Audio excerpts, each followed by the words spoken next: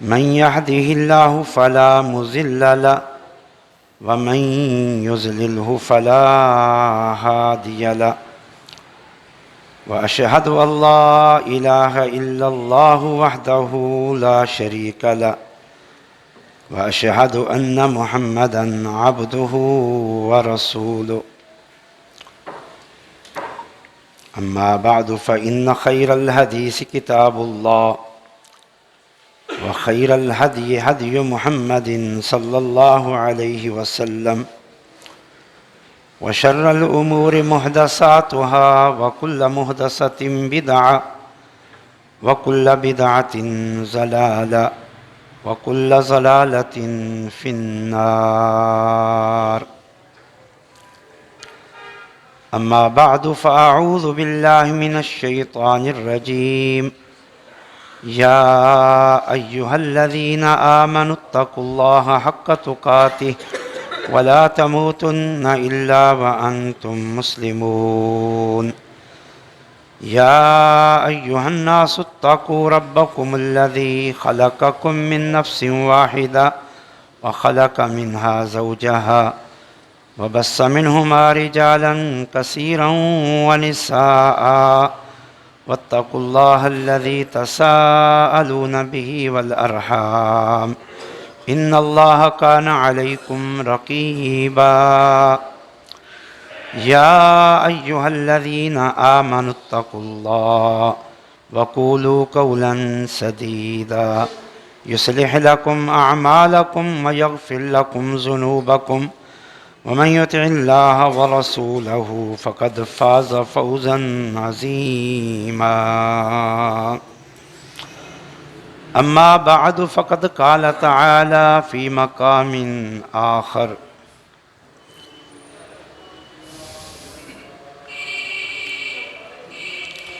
لا يستوي الذين يعلمون والذين لا يعلمون انما يتذكر اولو الالباب.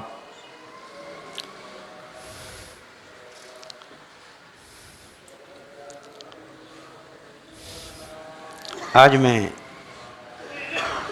استاذ محترم محدث العصر مفتی اعظم شیخ القرآن والحدیث مولانا محمد رفیق العصری رحمۃ اللہ علیہ رحمتاً واسعہ کے حوالے سے کچھ گزارشات پیش کرنا چاہتا ہوں. اگرچہ ان گزارشات اور باتوں کا اصل موقع ان کی وفات کے بعد کا خطبہ جمعہ تھا. مجھے کہا بھی گیا تھا کہ وہ خطبہ میں یہاں دوں کیونکہ میں اس وقت یہیں موجود تھا، لیکن میں نے یہ مناسب سمجھا کہ یا استاد جی کے فرزند ارجمند مولانا اسامہ عتیق صاحب یا پھر اب استاد جی کے جان نشین مولانا عبدالرشید صاحب کا حق ہے کہ وہ یہ خطبہ جمعہ دیں. پھر اس کے بعد بھی مجھے موقع ملا خطبہ جمعہ دینے کا، لیکن وہ ربیع الاول کا مہینہ تھا اور کثرت سے نبی کریم صلی اللہ علیہ وسلم کا تذکرہ، آپ کی بعثت کے مقاصد کا بیان ہو رہا تھا، اس لیے اس وقت کوئی اور موضوع مناسب ہی محسوس نہیں ہوا. آج ایک مرتبہ پھر اللہ تعالیٰ نے مجھے اس منبر پر کھڑا ہونے کا موقع دیا ہے. اپنی والدہ کی عیادت کے لیے میں 2 دن پہلے آیا تھا اور آج ہی واپسی ہے کراچی. صدر انجمن محترم سیٹھ اسماعیل صاحب نے حکم دیا جب ان سے کل ملاقات ہوئی، یہ میری سعادت اور خوش نصیبی ہے کہ اس عظیم منبر پر کھڑا ہونے کا مجھے موقع ملتا رہتا ہے۔ میں بات کا آغاز کرتا ہوں انجمن اہل حدیث جلال پور پیروالا سے، کیونکہ جلال پور میں جو بھی دین کا کام ہو رہا ہے اس کا آغاز، اس کی بنیاد، اس کی اساس انجمن نے رکھی ہے۔ انجمن اہل حدیث کا قیام 1928 میں معرض وجود میں آیا، قیام پاکستان سے بھی پہلے، یعنی یوں سمجھیں کہ کوئی 84-85 سال ہونے کو ہیں۔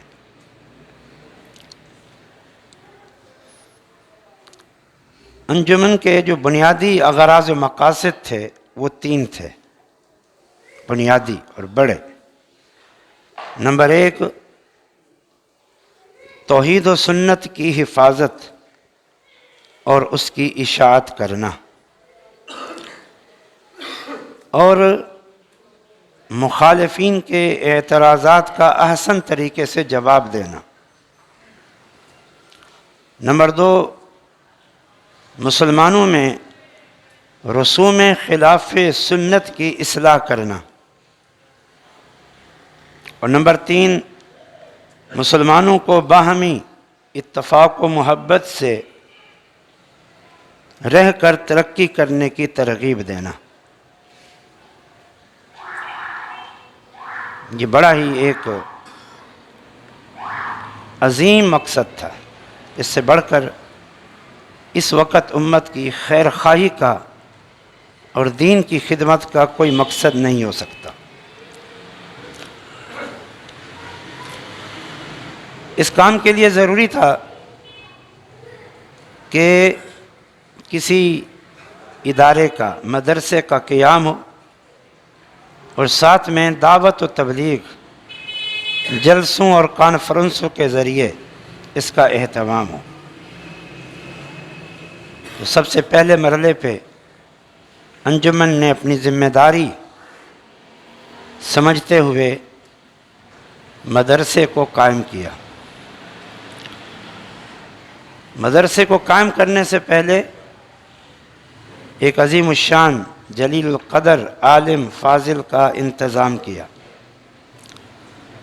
ہماری اس سرزمین ریاست بہاولپور کے عظیم محدث مولانا عبدالحق ہاشمی رحمۃ اللہ علیہ جلال پور آئے۔ انجمن نے ان سے عرض کی کہ ہمیں کوئی استاد دیں، مدرس دیں، ہم مدرسے کو قائم کرنا چاہتے ہیں۔ تو مولانا عبدالحق ہاشمی جو اپنے دور کے محدث تھے رحمۃ اللہ علیہ، انہوں نے شیخ الحدیث والتفسیر محدث العصر مولانا سلطان محمود مد ظلہ العالی رحمۃ اللہ علیہ کا انتخاب کیا۔ اس وقت ان کی عمر 30 سال تھی اور انہیں یہاں بھیجا۔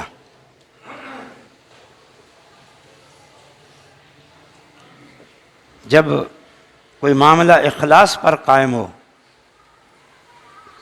تو پھر اس کے نتائج ایسے ہی برآمد ہوتے ہیں۔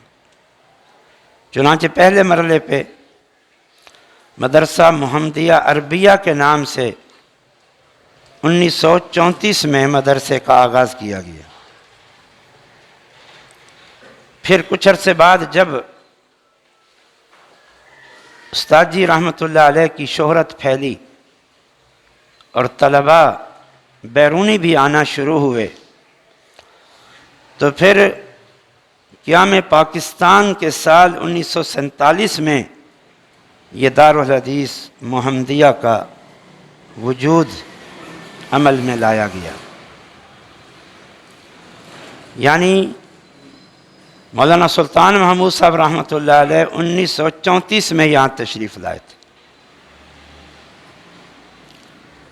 1934 سے لے کر 1995 تک یہ طویل عرصہ وہ آپ کے بیچ میں رہے۔ جو تقریباً 61 سال بنتا ہے، 61 سال، بہت طویل عرصہ ہے۔ 91 سال کی عمر میں انہوں نے وفات پائی اور 61 سال یہاں پر انہوں نے آپ کے بیچ میں گزارے، اور انہی کی آمد سے یہ مدرسہ قائم ہوا۔ اور جب وہ دنیا سے گئے، اس مدرسے کو پاکستان کے بڑے مدارس میں شامل کر کے گئے اور جلال پور کا نام علمی حلقوں میں روشن کر کے گئے۔ ان کے بعد پھر ان کے جان نشین ہمارے ممدوح، آج جن پر ہم کچھ عرض کرنا چاہتے ہیں،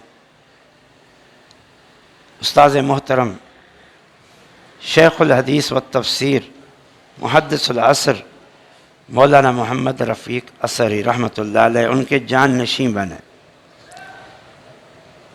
استاذ محترم شیخ محمد رفیق اثری رحمۃ اللہ علیہ کی پیدائش 1937 میں ہے،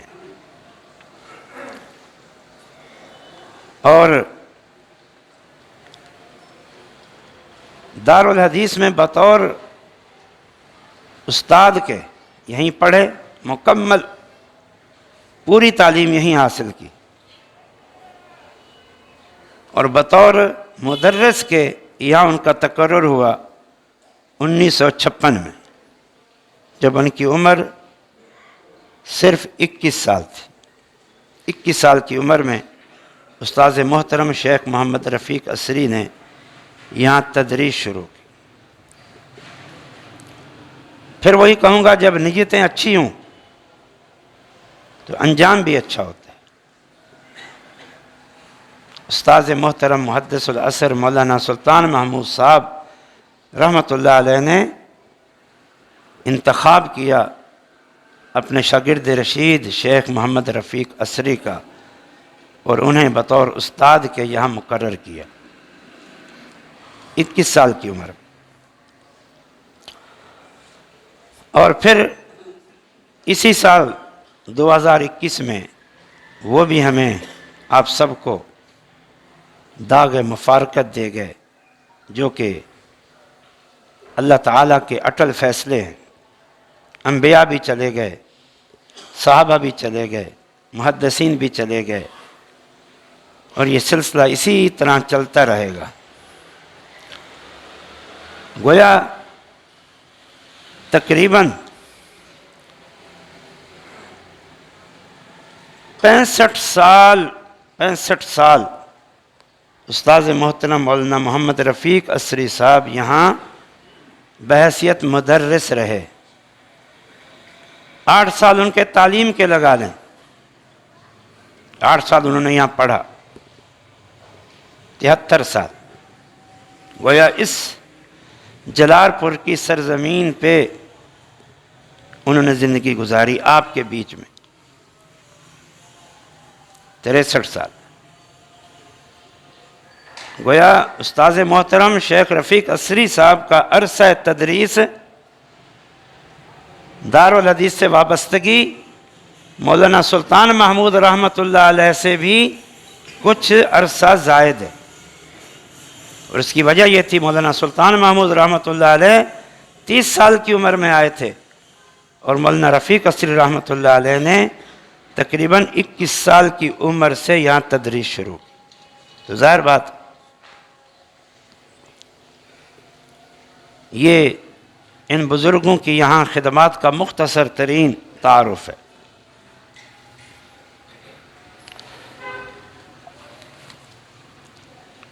سبحان اللہ۔ اب آئیے اصل جو ہمارا موضوع ہے، استاذ محترم شیخ محمد رفیق اثری رحمۃ اللہ علیہ، یہ بڑی نابغہ روزگار شخصیت تھی، اپنے وقت کی عظیم علمی شخصیت۔ ان کے جو القابات رسائل میں، کتب میں نشر ہوتے رہے، علماء جن القاب کے ساتھ ان کو یاد کرتے رہے وہ ذرا سنیے۔ محدث العصر، محدث بڑا عظیم لقب ہے، محدثین کی یادگار، جن کا اوڑھنا بچھوڑنا، پڑھنا پڑھانا، سمجھنا سمجھانا زندگی کا مقصد ہی خدمت قرآن و حدیث، اسے کہتے ہیں محدث۔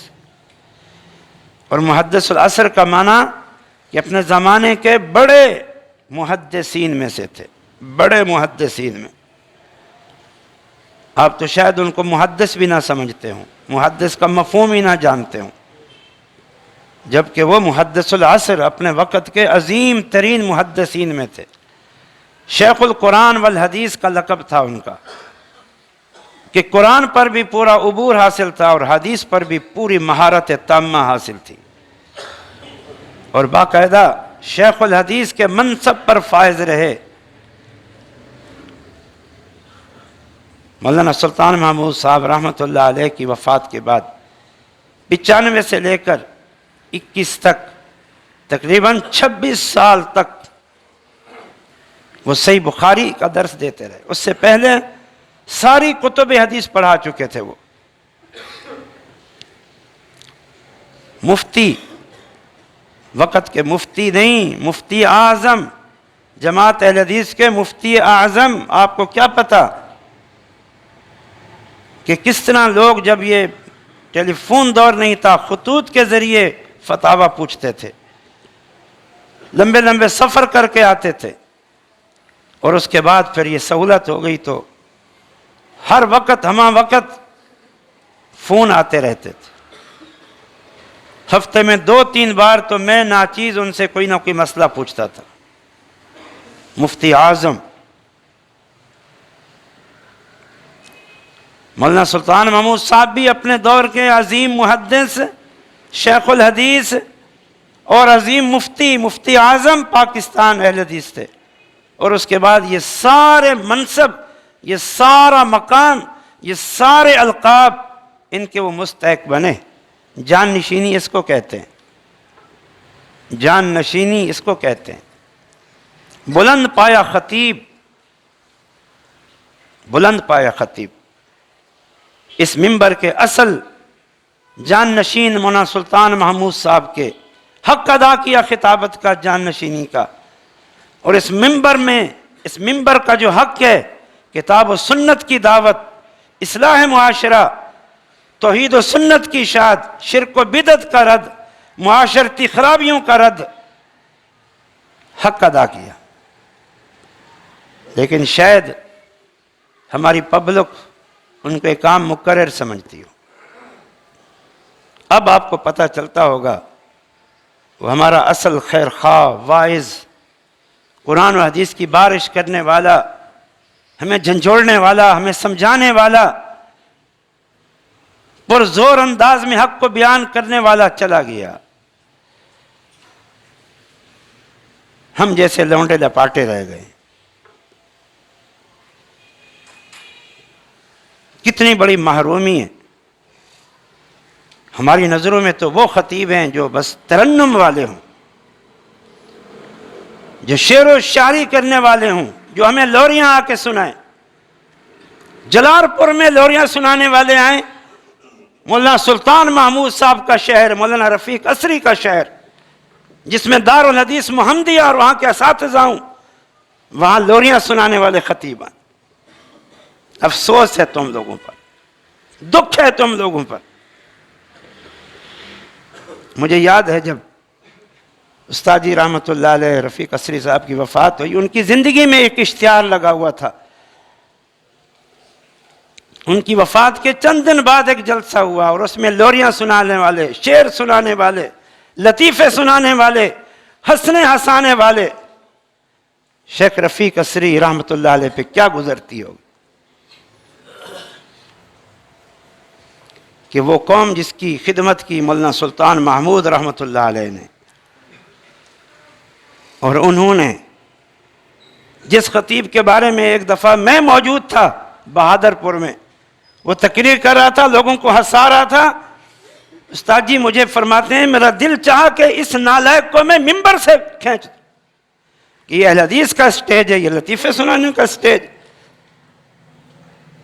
وہی خطیب استاد جی کی زندگی کے آخری دنوں میں جلال پور میں آیا. کیا قدر کی آپ لوگوں نے اپنے علماء کی، ان کا منہج، ان کی سوچ، ان کی فکر. جب جلال پور کا نام آتا ہے تو احترام سے نگاہیں جھک جاتی ہیں.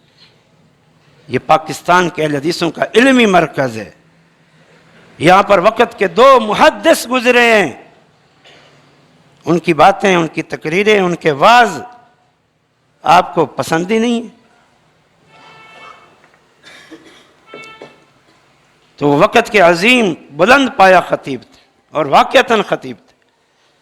اب اگرچہ ہم جیسے ان کی خاک کے برابر بھی نہیں ہیں، لیکن اتنا ضرور ہے کہ یہاں کے مدرسین اور ہم جیسے انہی کے منہج کو لے کے چلتے ہیں جو ان سے سیکھا ہے.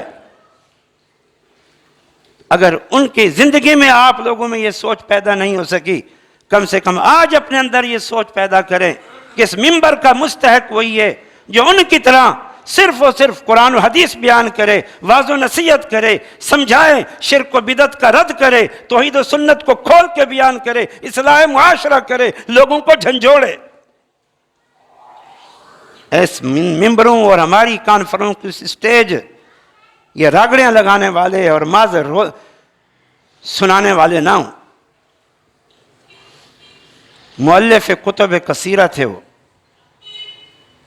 بڑی خدمت کی انہوں نے، یہاں پڑھا کے شاگرد تیار کر کے اور پھر حدیث کی شروحات لکھ کے، مختلف موضوعات پر کتابیں لکھ کے. یہ ان کے القاب تھے. ان القاب سے جانیں آپ کتنا عظیم ترین سرمایہ سے محروم ہو چکے ہیں. شاید آپ کو قدر نہ ہو کہ کون یہاں سے چلا گیا. جلال پور کا نور چلا گیا، جلال پور کی زینت چلی گئی، جلال پور کی پہچان چلی گئی. علمی اور عملی میدان کا شاہ سوار چلا گیا.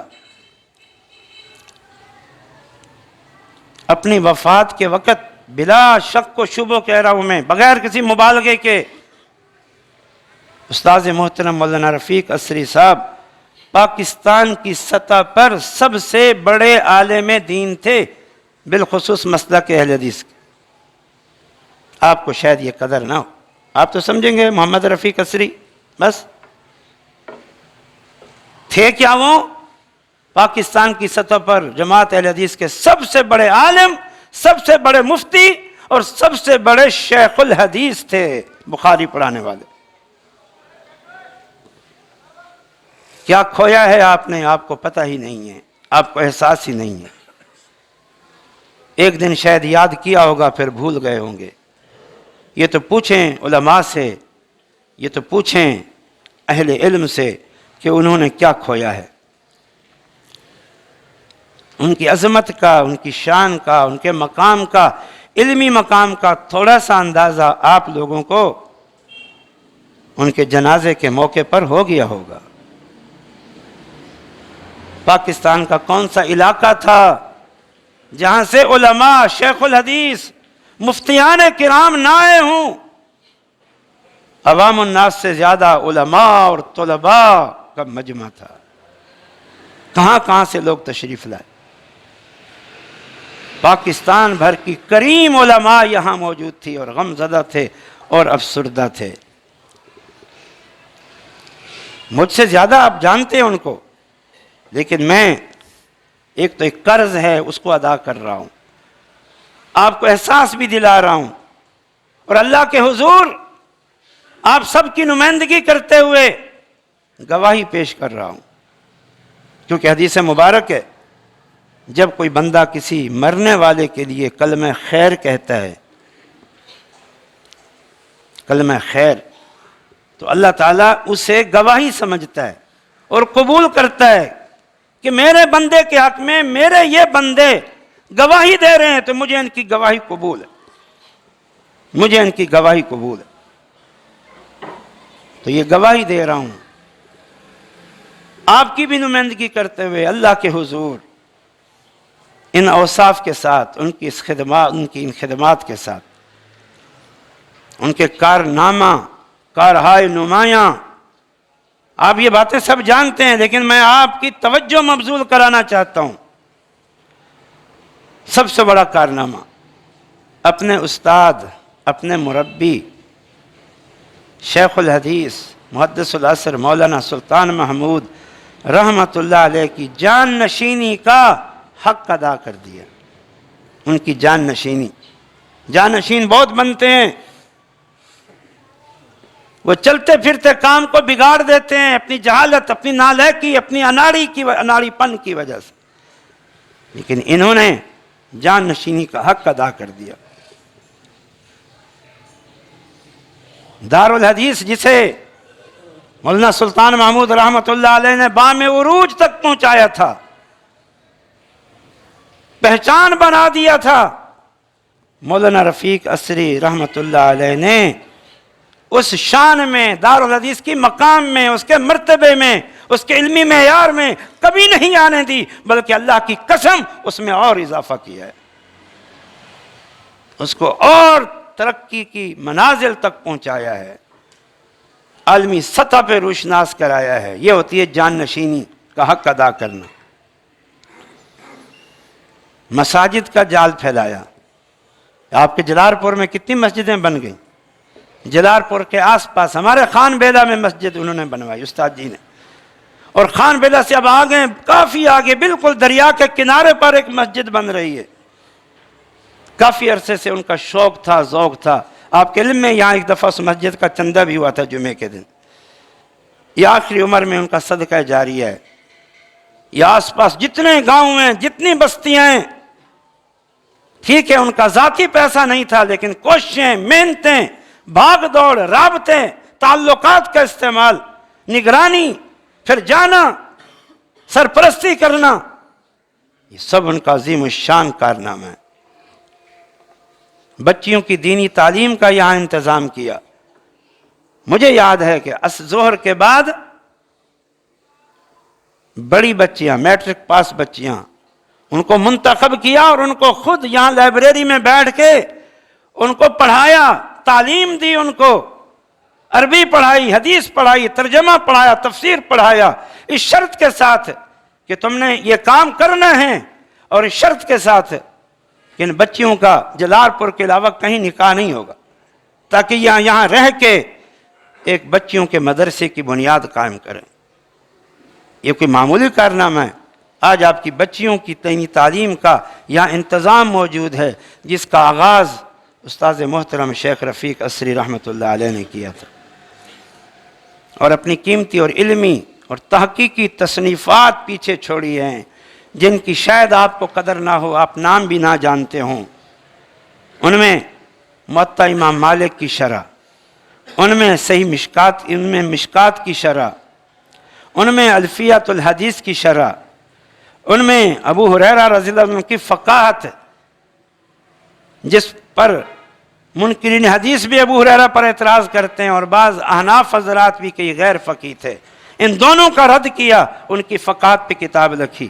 امیر معاویہ کی شان اور منزلت پہ کتاب لکھ کے روافض کا رد کیا، اور ایک عظیم الشان کتاب توحید خالص، جس کی تالیف کی تھی اپنے وقت کے عظیم محدث شیخ العرب والعجم علامہ بدیع الدین راشدی رحمۃ اللہ علیہ نے، ملتان کے ایک ساتھی کے 2 یا 3 سوالوں پر تقریباً 800 صفحات پر مشتمل کتاب انہوں نے لکھی تھی، شرک اور بدعت کے رد میں، خاص طور پر صوفیوں کے رد میں، جن نالائقوں کا یہ عقیدہ ہے کہ اللہ تعالیٰ ہر چیز میں ہے، ہر جگہ ہے، اس کے رد میں کتاب لکھی تھی، اور جو غلط وسیلہ اختیار کرتے ہیں انبیاء اور اولیاء کا، ان کے رد میں کتاب لکھی تھی۔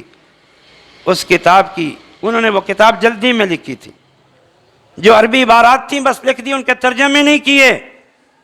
یہ سعادت آپ کے شیخ مولانا رفیق عصری رحمۃ اللہ علیہ کو حاصل ہوئی تھی کہ انہوں نے اس کتاب کا تمام آیات کا ترجمہ کیا، تمام احادیث کا ترجمہ کیا، صحابہ کے اقوال کا، تابعین کے اقوال کا ترجمہ کیا، یعنی یوں سمجھو کہ آدھی سے زیادہ کتاب تو ان تراجم پر مشتمل تھی۔ آج اس کتاب کو کہا جاتا ہے کہ اس موضوع پر اس سے عظیم کتاب کوئی نہیں ہے، توحید خالص۔ پھر منہاج المسلم کا ترجمہ کیا، جسے اسلامی طرز زندگی پر مشتمل عظیم کتاب کہا جاتا ہے، ہر گھر میں ہونی چاہیے۔ منہاج المسلم عربی نام ہے، اس کا ترجمہ اسلامی طرز زندگی، جو دارالسلام لاہور نے چھاپی ہے۔ تمام اسلامی عقائد اور احکامات اور معاشرتی آداب کا ایک بہترین مجموعہ ہے۔ اسی طرح پھر اپنے استاذ، اپنے مربی شیخ سلطان محمود رحمۃ اللہ علیہ کی سیرت پہ کتاب لکھی، سیرت سلطان محمود، جس میں دارالحدیث کا، جس میں انجمن کا، اور جس میں یہاں کے بہت سارے بزرگوں کا خوب تذکرہ کیا۔ جلال پور کا تذکرہ ہوا، بلکہ جلال پور کی تاریخ پہ الگ سے کتاب لکھ کے آپ کے شہر جلال پور کا یوں سمجھو عالمی سطح پر خوب تعارف کرایا۔ صرف اتنا نہیں، بلکہ اپنے شیخ اور مربی مولانا سلطان محمود رحمۃ اللہ علیہ کے نقش قدم پر چلتے ہوئے تدریسی اور تصنیفی کام کے ساتھ ساتھ علاقے کے لوگوں اور خاص طور پر اپنے تلامذہ کے ساتھ تعلق قائم رکھا، رابطہ قائم رکھا۔ کبھی نکاح پڑھانے جا رہے ہیں، کبھی جنازہ پڑھانے جا رہے ہیں، کسی بیمار کی عیادت کرنے جا رہے ہیں، کبھی کسی مسجد مدرسے کے وزٹ کے لیے جا رہے ہیں، کبھی امتحان لینے کے لیے جا رہے ہیں، کبھی لوگوں کے اصرار پر واعظ و نصیحت کرنے کے لیے جا رہے ہیں۔ یہ دعوت و تبلیغ کا سلسلہ بھی قائم رکھا۔ بڑی بڑی کانفرنسوں میں، ملک بھر کی کانفرنسوں میں شرکت کرتے تھے، اور بالخصوص آپ کے اس پورے علاقے جنوبی پنجاب، ادھر بہاولپور، صادق آباد، رحیم یار خان، ادھر مظفر گڑھ، ڈیرہ غازی خان، خانے وال، ملتان، یہاں کی تو ہر بڑی کانفرنس کی زینت ہوا کرتے تھے۔ اور طویل عرصے تک اس پورے آپ کے جنوبی پنجاب اور آس پاس کے علاقوں میں درس بخاری، جو سب سے مشکل خطاب ہوتا ہے، وہ ارشاد فرماتے رہے۔ گزشتہ سال ہمارے کراچی میں تشریف لائے تھے۔ جامعہ ابی بکر، جو کراچی کی سب سے قدیمی اور سب سے بڑی اور جماعت کی سب سے عظیم درسگاہ جامعہ ابی بکر الاسلامیہ، وہاں درس بخاری دیا، میں اس میں موجود تھا۔ علماء عش کر اٹھے، اور کئی دفعہ کراچی تشریف، ہمارا جو ادارہ ہے المعہد السلفی للتعلیم والتربیہ، وہاں 2 دفعہ درس بخاری ارشاد فرمایا۔ سبحان اللہ۔ اور پھر ان کا ایک عظیم الشان کام افتاء، مسند افتاء، کہ وہ عظیم الشان مکین تھے۔ آپ لوگوں کے مسائل، دور دراز علاقوں کے مسائل، حتیٰ کہ آپ کی عدالتوں کے مسائل، آپ کے پٹواری تک جو زمینی اور جائیدادی تنازعات ہوتے تھے، ان کے حل کے لیے، وراثت کے مسائل، وراثت میں اپنے وقت کے امام تھے شیخ رفیق اسری رحمۃ اللہ علیہ، افتاء کی مسند پر فائز تھے اور اس کا حق ادا کیا۔ اور پھر اس دارالحدیث کو ایک چھوٹی سی جگہ سے عیدگاہ تک منتقل کرنے میں ان کی خواہش، ان کی کوششیں، ان کا تعاون، ان کے رابطے بھی شامل حال ہیں۔ اور پھر جاتے جاتے جو عظیم الشان لائبریری، جو انشاءاللہ پورے جنوبی پنجاب میں ایک عظیم الشان اور بڑی لائبریری ہے اور انشاءاللہ بنے گی، اس کو قائم کیا، اور اپنی زندگی میں ہی طلباء کے لیے عظیم الشان مطبخ کی بنیاد جو ہے نا ڈالی گئی۔ باقی سب کا کردار ہے، انجمن پیچھے موجود ہے، ان کی سپورٹ، ان کی سرپرستی یہ اپنی جگہ ہے، لیکن ان سارے معاملات میں شیخ محمد رفیق اسری رحمۃ اللہ علیہ کا کردار بھی بڑا نمایاں ہے، بڑا عظیم الشان ہے۔ اگر میں یہ کہوں تو بے جانا ہوگا کہ جنوبی پنجاب میں بالخصوص مسلک کتاب و سنت کی ترویج و اشاعت میں، توحید و سنت کی ترویج و اشاعت میں 2 شخصیتوں کا بڑا عظیم کردار ہے۔ ایک محدث العصر مولانا سلطان محمود صاحب رحمۃ اللہ علیہ، اور ایک محدث العصر مولانا محمد رفیق اسری رحمۃ اللہ علیہ۔ آج جو آپ کو توحید و سنت کا بول بالا، اہل حدیثوں کی اکثریت علماء، طلباء، ہر علاقے میں مساجد، پروگرام کا یہ غلغلہ نظر آ رہا ہے، یہ تحریک نظر آ رہی ہے، یہ زندگی نظر آ رہی ہے، حق کا یہ آوازہ بلند ہے۔ ان دو شخصوں نے یہاں بیٹھ کر انجمن کی سرپرستی میں ان کے قائم کیے ہوئے ادارے کے ذریعے ان کے تعاون سے بیٹھ کر یہ عظیم الشان تاریخی کردار ادا کیا ہے۔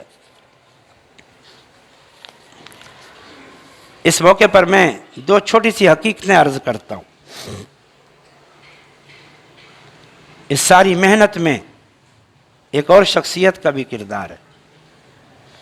اس دارالحدیث کی ترقی میں، اس کے تعلیمی مقام کو بلند کرنے میں اور دارالحدیث کے انتظامی معاملات میں قربانیاں دینے میں شیخ التفسیر مولانا اللہ یار صاحب رحمۃ اللہ علیہ، ان کا بھی اپنا کردار تھا۔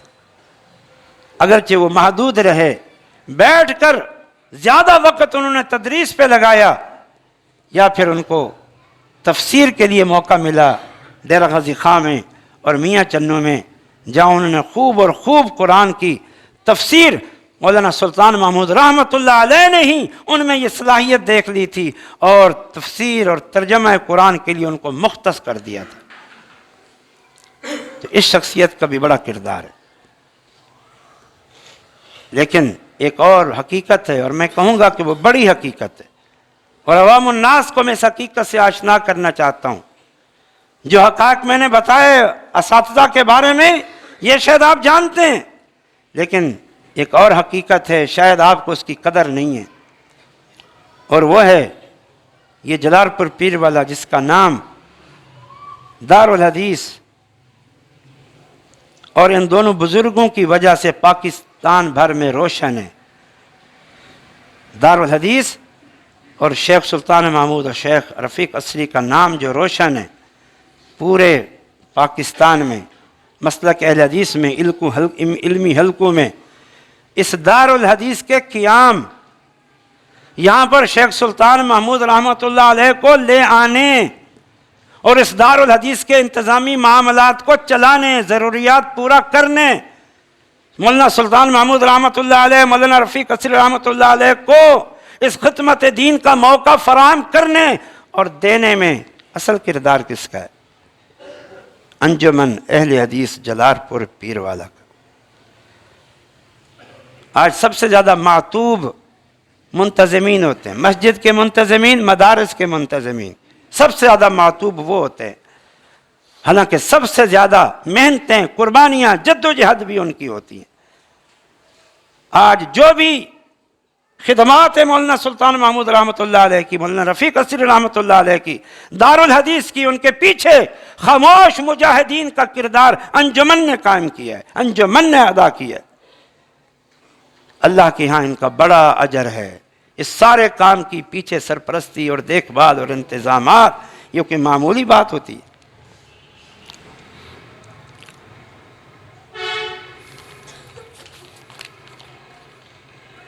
آخر میں ایک دو نصیحتیں میں کر کے بات ختم کرتا ہوں۔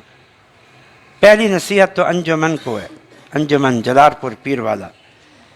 میرے بھائیوں، انجمن کے معزز اراکین، یہ انجمن اہل حدیث آپ کے آبا کی، باپ دادوں کی قائم کردہ تحریک ہے۔ انہوں نے اس کو قائم کیا تھا، جیسا میں نے پیچھے ذکر کیا، انہوں نے اس کو قائم کیا تھا، اور یہ دارالحدیث محمدیہ بھی انہی کی یادگار ہے۔ اب آپ کے پاس یہ امانت ہے، یہ انجمن بھی آپ کے پاس امانت ہے، اور یہ دارالحدیث بھی آپ کے پاس امانت ہے۔ اس کی حفاظت کریں، اس کی خدمت اور بڑھ چڑھ کر کریں۔ یہ دارالحدیث کی خدمت، یہاں جو دعوتی پروگرام ہیں ان کی سرپرستی، یہ آپ کی سعادت ہے، خوش نصیبی ہے، یہ آپ کا اعزاز ہے، شرف ہے آپ کے لیے۔ یہ سعادت اور شرف ہے، اسے سعادت اور شرف سمجھ کے ادا کریں اور حسن خوبی ادا کریں، اس کے تقاضوں کو ادا کریں، اور بیٹھ کے سوچیں، غور کریں کہ اس میں کوئی کمی تو نہیں، کوئی کوتاہی تو نہیں۔ یہ عزم کریں۔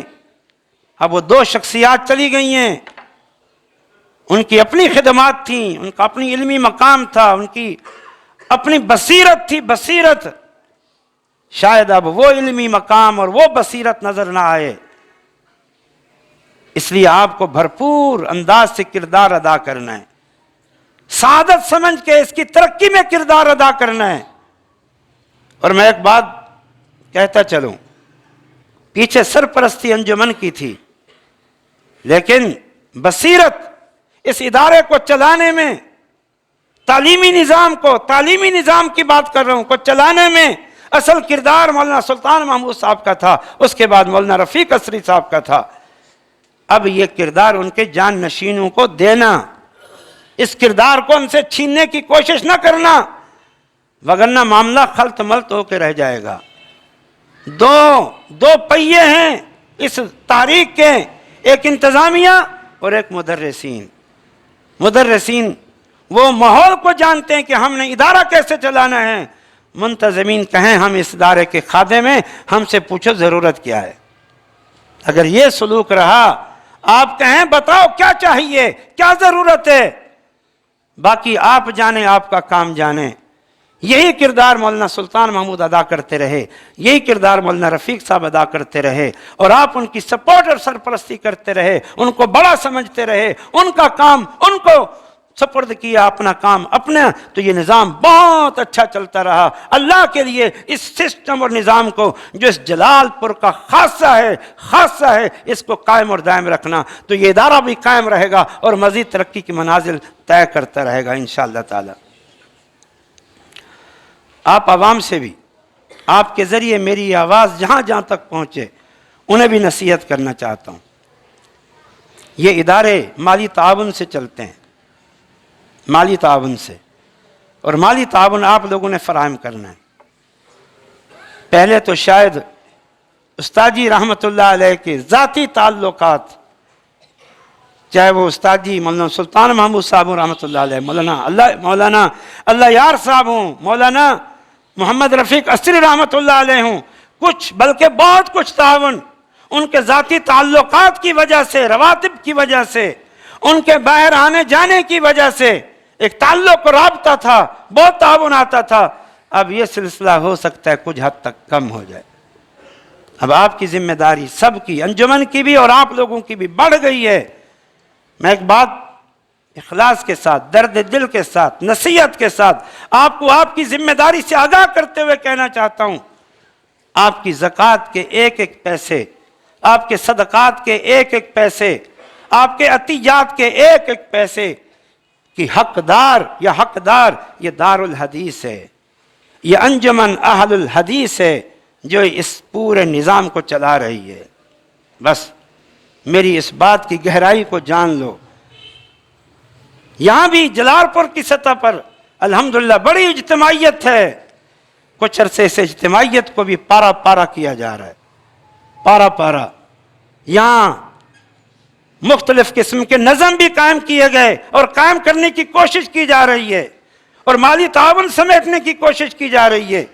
اس فتنے سے اپنے آپ کو بچاؤ۔ دار الحدیث سے بڑھ کر جو تمہارے آبا کی قائم کردہ تحریک ہے، تمہارے دو بزرگوں کی، وقت کے دو محدثوں کی یہ نشانی ہے، اس سے بڑھ کر تمہارے چندوں اور تعاون کا کوئی حقدار ہے ہی نہیں ہے، کوئی حقدار نہیں ہے۔ یہاں کی واحد نمائندہ جماعت انجمن ہے، اور یہاں کا واحد مرکزی ادارہ یہ دار الحدیث ہے، یا وہ مسجدیں جو اس انجمن کے تحت ہیں، سرپرستی میں ہیں، جنہیں شیخ رفیق اسری رحمت اللہ علیہ نے قائم کیا ہے۔ بس اس کے علاوہ باقی فتنہ ہے، فساد ہے، بگاڑ پیدا کرنا چاہتے ہیں، اس اجتماعیت کو پارا کیا ہے اور کرنا چاہتے ہیں۔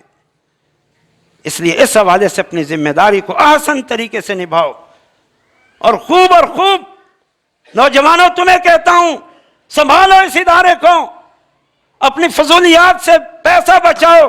ماؤں اور بہنوں کو کہنا چاہتا ہوں، جلال پور کی ماؤں اور بہنوں نے ہمیشہ بہت کردار ادا کیا ہے، بہت چندہ آتا ہے، اور چندہ دیں، اس دار الحدیث کو قائم اور دائم رکھنے کے لیے یہ سپورٹ فراہم کریں، یہ آپ کی ذمہ داری ہے۔ اب وہ بڑے استاد جی نہیں رہے جو کہتے تھے سیٹھ صاحب آپ سے 20,000 نہیں لوں گا، آپ سے 50,000 نہیں لوں گا۔ اور سیٹھ صاحب بھی بصد احترام کہتے تھے استاد جی حکم دو، اور استاد جی جو حکم دیتے تھے کیا ادب اور احترام تھا، کیا حجت تھی، کیا ادب و احترام تھا۔ جو کہہ دیا وہ دے دیا۔ اب شاید یہ حجت کرنے کی جرت کسی میں نہیں ہے، یہ ہر ایک میں نہیں ہوتی، لیکن میں اس علاقے کا ہی باسی ہوں، میں بھی یہاں پڑھا ہوں 3 سال، فیض حاصل کیا ہے، اور آخری عمر میں استاد محترم شیخ رفیق اسری صاحب کے ساتھ بہت گہرے مراسم ہو گئے تھے۔ پہلے رسمی تھے، لیکن جب بیمار ہوئے کراچی آئے، پھر قربت ایسی بڑھی تو بس یوں سمجھو باپ بیٹے جیسا ہی تعلق تھا، بڑی محبت اور شفقت کرتے تھے۔ تو میں اسی حوالے سے کہ میں اس علاقے کا فرزند ہوں، آپ کا بچہ ہوں، اور تھوڑی یہ جرت کی ہے میری کسی بات پہ کسی کو ناگواری گزرے، بزرگ ہیں آپ میرے، بچہ ہوں، تو درگزر کرنا، میرے اخلاص کو، میری نیت اور میرے جذبے کو دیکھنا، میرے الفاظ کی گرفت نہ کرنا۔ میں حجت کر کے آپ لوگوں کو سمجھا رہا ہوں، شاید ان واضح لفظوں کے ساتھ کبھی کوئی آپ کو نہ کہے، لیکن میں نے یہ جرت کی ہے اللہ کی رضا کی خاطر، پیشگی معذرت کے ساتھ۔ یہ آپ کا سرمایہ دین کی خدمت کے لیے ہونا چاہیے، اور دین کی خدمت کا اس سے بہتر کوئی ذریعہ نہیں ہے۔ باقی پورا پاکستان پڑا ہوا ہے، بڑے سیٹھ اور وڈیرے اور ملوں والے اور فیکٹریوں والے پڑے ہوئے ہیں، لیکن اللہ کے لیے آپ لوگ بھی خیال کریں، اور جو یہاں آ کر اس ادارے کو متاثر کرتے ہیں وہ بھی اس انجمن اور اس ادارے پر رحم کریں، اللہ کے لیے رحم کریں، تاکہ یہ ادارہ اپنے قدموں پر کھڑا ہو۔ بالکل آخری بات استاد جی کے بارے میں معذرت بھی چاہتا ہوں، کیونکہ یہ موضوع ایسا نہیں ہے میں ادھورا چھوڑ دوں، صرف میرے خیال میں زیادہ سے زیادہ میں 2-3 منٹ اور لوں گا۔ بات ہو رہی تھی، عوام کو بھی نصیحت کر دی، بات ہو رہی تھی استاد محترم کی۔ میرے بھائیو، استاد محترم رفیق اسری صاحب جہاں علم کے پہاڑ تھے، حقیقت یہ کہ عمل کے بھی پہاڑ تھے، تقوی، ورع اور زہد کی ایک زندہ مثال تھے۔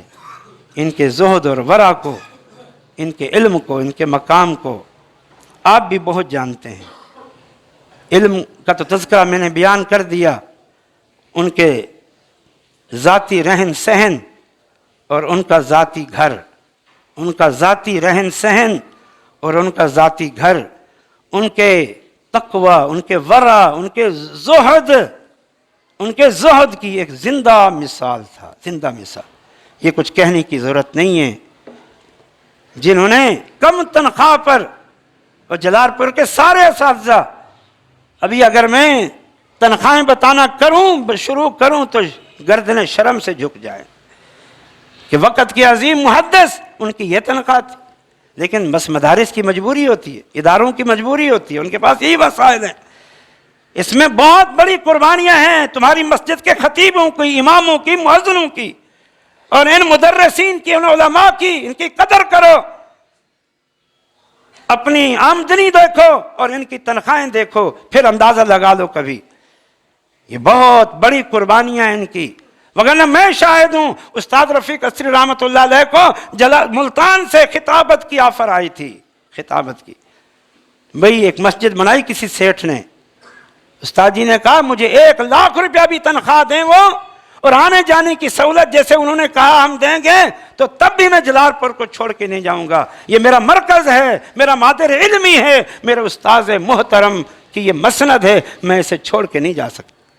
اور مولانا سلطان محمود رحمۃ اللہ علیہ کو بھی فیصلہ آباد سے شیخ الحدیث کے منصب کی، جو جماعت کا سب سے بڑا ادارہ ہے مسلک کا، وہاں سے آفر آئی تھی شیخ الحدیث کے منصب کی، مفتی کے منصب کی، ٹھکرا دیا تھا انہوں نے کہ میں اپنے دوستوں اور ساتھیوں کو جو مجھے لے کے آئے ہیں میں ان کو چھوڑ نہیں سکتا، ان کے ساتھ بے وفائی نہیں کر سکتا۔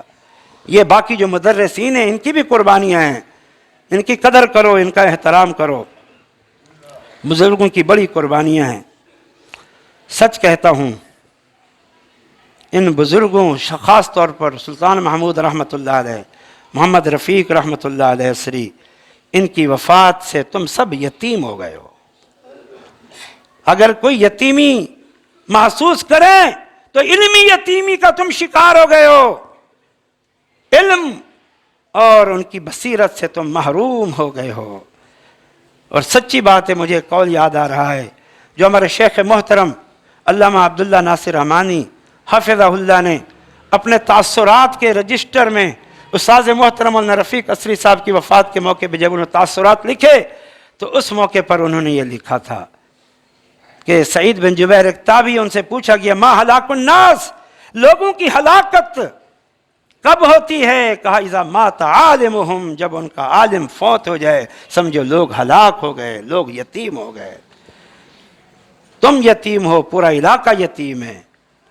اب اس کمی کو پورا کرنے کے لیے تم نے فکر کرنی اور کوشش کرنی ہے۔ دو عربی جملے ہیں، موت العالم، موت العالم، موت العالم، عربی جملہ ہے۔ ایک عالم کی موت پورے عالم کی، جہان کی موت ہوتی ہے، اور ایک اردو جملہ ہے، زمین کھا گئی آسمان کیسے کیسے، زمین کھا گئی آسمان کیسے کیسے۔ یہ جملہ کہنے کو ہے، لیکن جو کچھ میں نے استاذ محترم کے بارے میں کہا اس کے بعد ان کی شخصیت پر یہ جملہ فٹ آتا ہے، زمین کھا گئی آسمان کیسے کیسے۔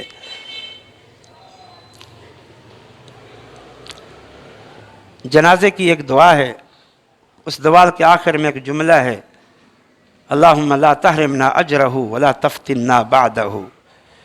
اے اللہ ہمیں اس میت کے جانے سے، اس کے اجر سے، اس کی بصیرت سے، اس کے فائدوں سے محروم نہ کرنا۔ اللہ اس کے بعد ہمیں کسی فتنے کا شکار نہ کرنا۔ یہ جنازے کی دعا ہے۔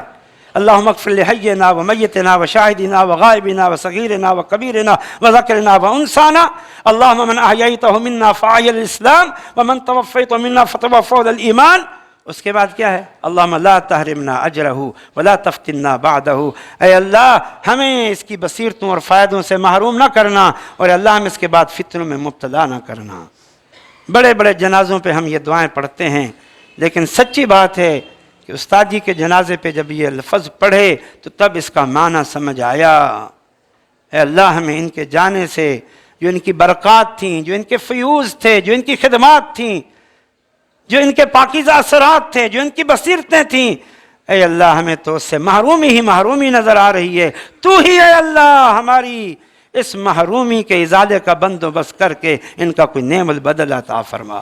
اللہم لا تحرمنا اجر ولا تفتنا بعدا۔ اللہ ان کے جانے کے بعد ہمیں گمراہ نہ کر دینا، ہمیں فتنے میں مبتلا نہ کر دینا۔ یہ اپنے علم، اپنی بصیرت، اپنی خدمات کے ذریعے ہماری ہدایت کے امین تھے، ہماری ہدایت کے پاسبان تھے، اور ہمیں گمراہیوں سے بچاتے تھے، خبردار کرتے تھے، فتنوں سے آگاہ کرتے تھے۔ اب شاید ایسا خطیب، ایسا عالم، ایسا مفتی ہمیں نہ ملے۔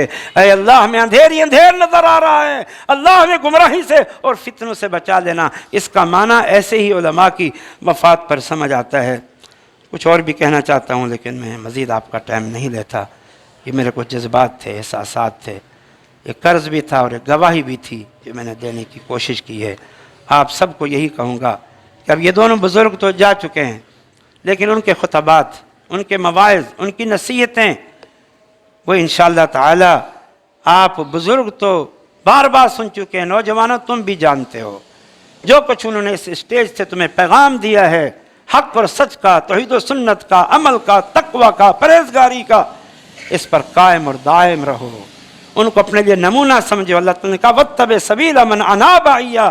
اے لوگوں جو میری راہ پہ چل رہے ہیں تم ان کو اپنا پیشوا بناؤ۔ شیخ رفیق اسری سے بڑھ کر دین کی راہ پہ چلنے والا کون تھا؟ ان کی طرح عقیدے، عمل، اخلاق و کردار کو اپنا کر ان کی ان اچھی اور پاکیزہ روش کو اختیار کرو۔ یہ تمہارے اور میرے لیے ایک نمونہ ہے۔ اللہ پاک مجھے اور آپ کو دین پر قائم رکھے۔ اللہ تعالی ہمارے نقصان کا ازالہ فرمائے۔ اللہ تعالی ہمارے ان تینوں بزرگوں جنت الفردوس میں اعلیٰ مقام دے۔ اللہ تعالیٰ ان کی لغزشوں کو معاف فرمائے۔ اللہ تعالیٰ ان کی ساری خدمات کو ان کے لیے صدقہ جاریہ بنائے۔ آپ بھی انشاءاللہ جو عمل کریں گے وہ آپ کے کہے بغیر ان کے کھاتے میں جائے گا انشاءاللہ، کیونکہ آپ کی تربیت اور تعلیم میں ان کا بھرپور حصہ ہے۔ البتہ یہی بات آخر میں کہوں گا، جو یادگار وہ چھوڑ کے گئے ہیں ان سے محبت ہے، دعاؤں کے ساتھ ساتھ اس دار الحدیث کی حفاظت کریں۔ اللہ پاک آپ کو استقامت دے۔ اقول قولی ھذا وآخر دعوانا الحمد للہ رب العالمین۔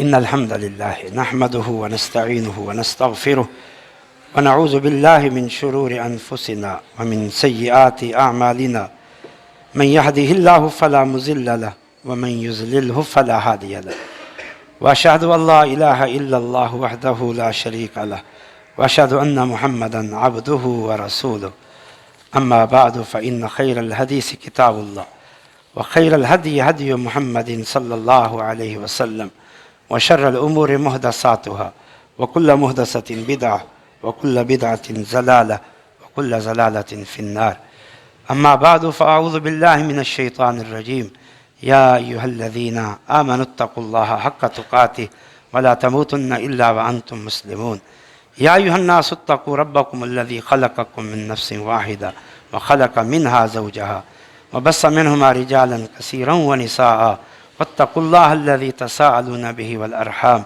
إن الله كان عليكم رقيبا يا أيها الذين آمنوا اتقوا الله وقولوا قولا سديدا يصلح لكم أعمالكم ويغفر لكم ذنوبكم ومن يطع الله ورسوله فقد فاز فوزا عظيما اللهم صل على محمد وعلى آل محمد كما صليت على إبراهيم وعلى آل إبراهيم إنك حميد مجيد اللهم بارك على محمد وعلى آل محمد كما باركت على إبراهيم وعلى آل إبراهيم إنك حميد مجيد ربنا آتنا في الدنيا حسنة وفي الآخرة حسنة وقنا عذاب النار اللهم انصر من نصر دين محمد صلى الله عليه وسلم وجعلنا منهم واخذل من خذل دين محمد صلى الله تعالى عليه وسلم ولا تجعلنا منهم عباد الله رحمكم الله إن الله يأمر بالعدل والإحسان وإيتاء ذي القربى وينهى عن الفحشاء والمنكر والبغي يعظكم لعلكم تذكرون اذكروا الله يذكركم وادعوه يستجب لكم